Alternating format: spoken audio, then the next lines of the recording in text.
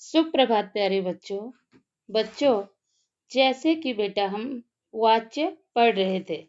वाच्य में हमने वाच्य का शाब्दिक अर्थ, वाच्य किसे कहते हैं और वाच्य के भेद पिछली वीडियो में पढ़ ली है। आज की वीडियो में बेटा हम पढ़ेंगे वाच्य परिवर्तन। तो पहले कर्तृवाच्य से कर्मवाच्य बनाना। तो कर्तृवाच्य से कर्मवाच्य बनाते समय बेटा निम्नलिखित बातों का ध्यान रखना चाहिए। कौन सी बातें हैं देखिए। नंबर 1, कर्ता के साथ से के द्वारा का प्रयोग होता है। जब हम कर्तृवाच्य से कर्मवाच्य बनाएंगे तो कर्मवाच्य बनाते समय कर्ता के साथ से और के द्वारा का प्रयोग होता है। कर्तृवाच्य की मुख्य क्रिया को सामान्य भूतकाल में परिवर्तित किया जाता है। यदि कर्म के साथ विभक्ति लगी हो तो उसे हटा दिया जाता है।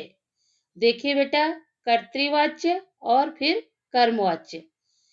कर्तृवाच्य देखिए पहले, रिया ने कहानी लिखी, इसका कर्मवाच्य बनेगा रिया द्वारा कहानी लिखी गई।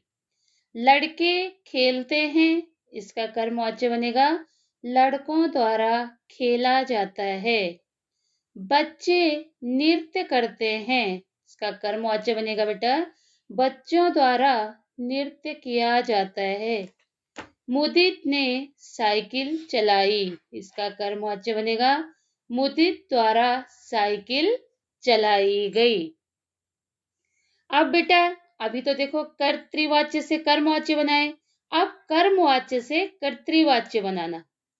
तो जब कर्मवाच्य से कर्तृवाच्य बनाते हैं तो उसमें ये बातें ध्यान रखनी चाहिए। कौन सी देखिए, कर्ता के साथ लगे से या के द्वारा को हटा दिया जाता है। सामान्य भूतकाल की क्रिया को मुख्य क्रिया बनाया जाता है। जा तथा जाना क्रिया को हटा दिया जाता है। अब देखिए कर्मवाच्य। कर्मवाच्य है मेरे द्वारा पत्र लिखा गया।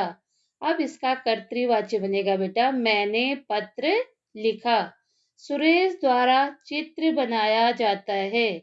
सुरेश चित्र बनाता है। पुजारी द्वारा लड्डू बांटे गए। पुजारी ने लड्डू बांटे। कंचन द्वारा कहानी पढ़ी जाती है। कंचन कहानी पढ़ती है। अब बेटा कर्तृवाच्य से भाववाच्य बनाना। कर्तृवाच्य से भाववाच्य बनाते समय निम्नलिखित बातों का ध्यान रखना चाहिए। कौन सी देखिए, कर्ता के साथ से द्वारा जोड़ा जाता है। क्रिया को एक वचन पुल्लिंग अन्य पुरुष में किया जाता है।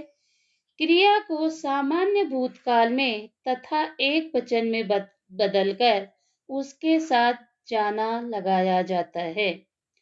देखिए कर्तृवाच्य मैं नहीं चलता, भाववाच्य हो जाएगा मुझसे चला नहीं जाता। सोहन नहीं सोता, सोहन से सोया नहीं जाता। मैं बैठ नहीं सकता, मुझसे बैठा नहीं जाता। तो बेटा इस तरह से वाच्य परिवर्तन किए जाते हैं। अब देखिए हमने इस पाठ में क्या सीखा। तो सबसे पहले हमने इसमें पढ़ा वाच्य। वाच्य का शाब्दिक अर्थ क्या होता है? बोलने का विषय। क्रिया का वह रूप जिससे पता चलता है कि वाक्य में कर्ता, कर्म या भाव में से किसकी प्रधानता है वाच्य कहलाता है।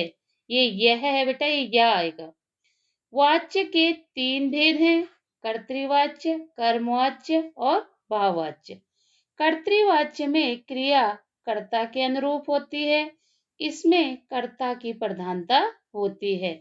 कर्मवाच्य में क्रिया कर्म के अनुरूप होती है, इसमें कर्म की प्रधानता होती है। भाववाच्य में क्रिया भाव के अनुरूप होती है, इसमें भाव की प्रधानता होती है। तो बेटा आपने यह वीडियो देखकर अच्छे से समझनी है। आपका दिन मंगलमय हो।